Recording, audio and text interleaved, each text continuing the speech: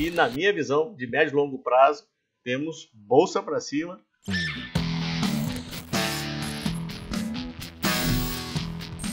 Olá, amigos e amigas da Focalize, sejam muito bem-vindos ao nosso primeiro comentário de 2024. Antes de mais nada, um feliz e auspicioso ano para todos vocês. É a nossa primeira edição aqui desse ano. Então, para quem eu não pude desejar no último comentário que a gente fez ao vivo na semana passada, então ainda dá tempo de votos de um 2024 espetacular a todo mundo, e vai ser, né?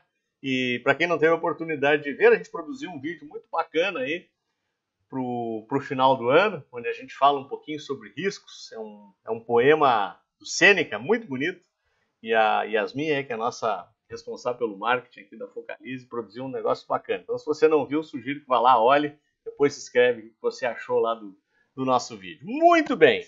E o que aconteceu já nesse início de ano? Né? Geralmente ainda um pouquinho mais devagar, porque muita gente ainda não retornou, a volatilidade está um pouquinho mais baixa, o volume está um pouquinho mais baixo, questões políticas ficam um pouco mais amenizadas, principalmente em função de recessos parlamentares, mas até aí tem coisa acontecendo e, obviamente, influenciando os mercados.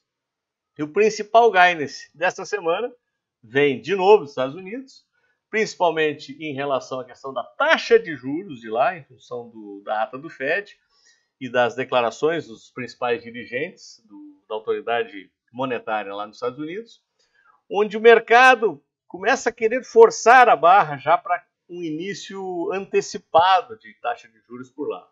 No entanto, parece não ser isso que as autoridades demonstraram no primeiro momento, dizendo, olha, não fiquem tão otimistas em relação a isso, mas deixaram claro que a taxa no final de 2024 vai estar mais baixa do que no início do ano. Ou seja, disseram, a taxa vai baixar. A gente só não vai dizer quando. Isso, evidentemente, acabou trazendo um pouquinho de apreensão ao risco, trouxe a possibilidade de realizações do curtíssimo prazo. Eu já vou mostrar os gráficos para vocês. Então, tivemos aí uma semana bastante corretiva. Então, estou falando na quinta-feira, porque amanhã eu estou impossibilitado de gravar para vocês, então antecipei a gravação hoje. Eu estou tirando uns dias de férias a partir de amanhã. Mas amanhã temos o payroll, que é uma informação bastante relevante, que pode mudar o quadro da semana. Né? Mas, aparentemente, essa correção me parece ser muito mais voltada à questão de realização de lucros, porque a subida dos últimos 60 dias foi bastante expressiva, tanto lá fora quanto aqui dentro do mercado brasileiro. E correções como essas, na minha visão, são saudáveis e são oportunidades de rebalanceamento. Então, a gente fica atento a isso, das notícias vindo lá de fora. E no Brasil, os dois principais guides, na minha visão, o primeiro deles foi na calada da noite, projeto de lei do ministro Haddad em relação à reoneração de 17 setores. Isso aí pegou de surpresa muita gente, porque já tinha sido votado no Congresso, então, num primeiro momento, pode parecer um peitaço, né, uma afronta em relação ao Legislativo. E o veto do presidente Lula na LDO na questão da coordenação de liberação de 53 bilhões das emendas, que hoje fica a cargo do Executivo, mas na LDO, né, de novo, né, sempre passa aquele jabutizinho junto, onde transferia para o Legislativo essa prerrogativa. Lula foi lá e vetou isso, na minha visão, de forma correta, mas cria um certo ruído interno aí também, mas que no fundo, se eu fosse para fazer uma análise fria dos fatos, eu diria que é o famoso boi na sala. Né? Coloca o boi fedorento na sala, depois tira da sala e vamos sentar na mesa para negociar. E eu acho que é isso que vai acontecer. Não é nada mais, nada menos do que isso após recesso parlamentar. E aí, somadas a questões das informações lá de fora, esses ruidinhos políticos aqui no Brasil, o mercado brasileiro também acabou oferecendo aí uma correção, como vocês já conseguem observar aqui no gráfico.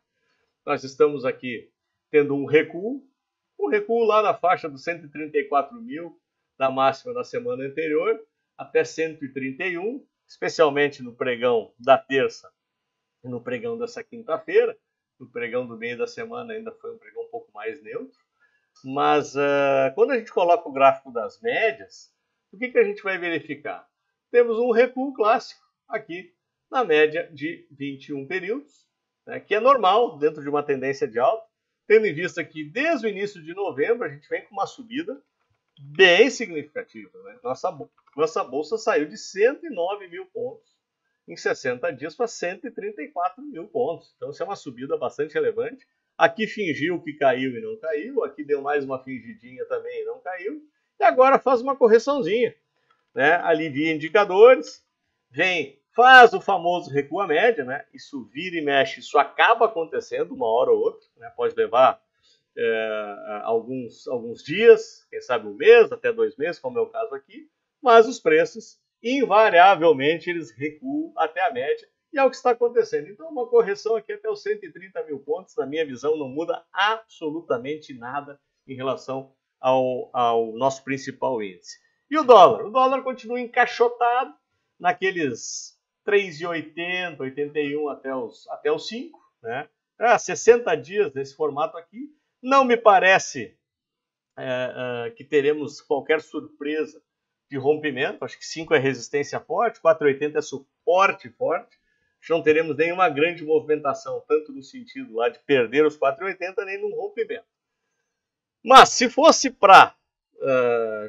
eu fui indagado por um cliente recentemente, e se fosse para apostar para um dos lados, eu ainda apostaria para um movimento mais corretivo. Eu diria que está mais próximo de perder os 4,80 do que romper os 5, apesar do movimento da última semana. E a taxa DI também não foi muito diferente. A gente segue DI 24, que agora já é irrelevante, né? Deixa eu colocar o DI 25 aqui, que ele traz um pouquinho mais de realidade. Mantém-se aqui na faixa dos 10, com a taxa de carrego. Ele está em linha, né, com a previsão do relatório Fox, que baixou de 9,25 para 9 essa semana. Então, a taxa de juros permanece inalterada. Nossa expectativa, inclusive, aumenta para a possibilidade de perdermos os 9. Já tem muitas casas falando em 8,5%, quem sabe até 8% na taxa de juros. Que seria, sem dúvida nenhuma, maravilhoso para a economia como um todo.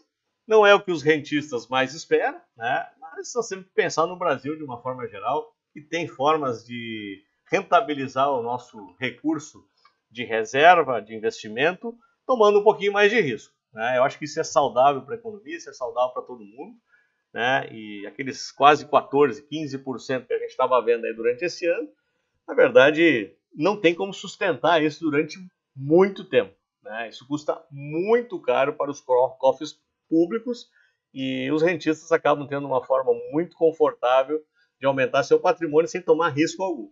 Então, na minha visão, 8, 8,5%, 9% é uma taxa bastante saudável para a economia e ainda boa, né, para quem tem dinheiro para colocar em renda fixa. E lá fora, Momberg, o que está acontecendo? Como eu já disse, né, S&P faz aquela correção, como vocês já puderam verificar, né, está muito parecido com o movimento aqui. Pode vir buscar ou até fechar o gap, né, que seria a cabeça do pivô rompido ainda lá no meados de dezembro, né, quase um mês atrás, ou depois do payroll, podendo ser novidades aqui, quem sabe uma reação no principal mercado de bolsas mundial.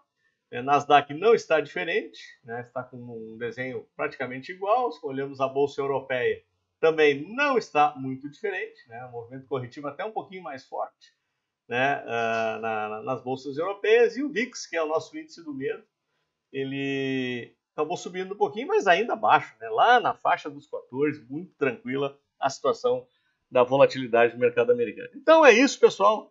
Amanhã o payroll pode determinar aí a direção do movimento final aí da semana, mas é uma semana que deve terminar corretiva. Na minha visão, não muda em nada a tendência, é apenas uma correção dentro da tendência de alta.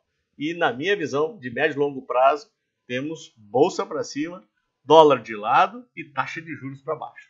Pessoal, foi nosso primeiro comentário do ano. Que bom ter você aqui com a gente novamente. Se gostaram, deixe seu like, assine nossos canais. Na semana do dia 15, a gente retoma as gravações da segunda temporada do Aposentado Rico.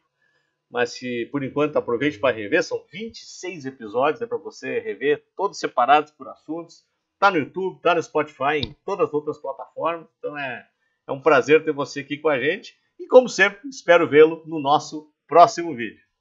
Até mais!